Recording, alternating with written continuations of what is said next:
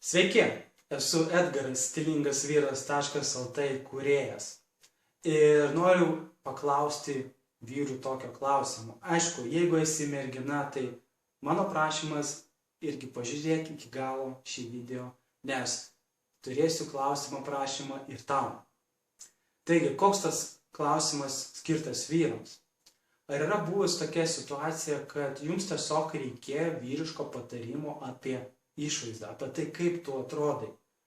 Gal netgi buvo tokia situacija, kad ruošėsi pasimatymui su savo labai patinkančia mergina, tačiau nežinojai, kaip pasipuošti, kaip maksimaliai geriausiai sukurti tą įspūdį, kad ji dar labiau tavimi susižavėtų.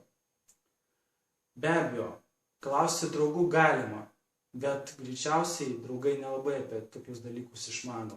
Pažįstamų klausti, atsiranda toks vidinis vyriškas sukyla ego, kuris pradeda galvoje sukti mintis, o ką jie apie mane pagalvos, gal tai pernelyg moteriškas dalykas klausti apie išvaizdą. Todėl dėl šių priežasčių ir noriu įgyvendinti stilingasvyras.lt, kad pagelbėčiau vyrams šiais rūpimais klausimais. Todėl suvesk savo elektroninį paštą bei vardą ir pats pirmas gausi visus mano video susijusius su šiais klausimais, šiomis temomis, apie stilių, apie vyrišką patrauklumą, pats pirmas viską gausi. Nes mano tikslas ir mano noras yra, kad atrodydamas patraukliai ir stilingai, kad patikdamas pats savo ir be abejo moterims pasiektum savo užsibrėžtus tikslus.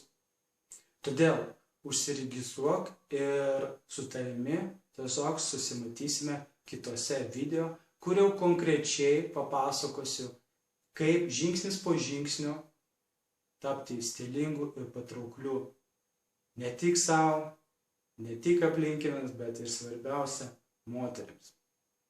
O merginos, jų prašymas yra jums toks. Ar galėtumėt papasakoti savo draugams, vaikinams apie stilingasvyras.lt? Nes manau, kad ir jūs norit, kad ir vyrai šalia jūsų atrodytų dar geriau, dar įspūdingiau, dar gražiau. Aišku, nenustebint jūsų.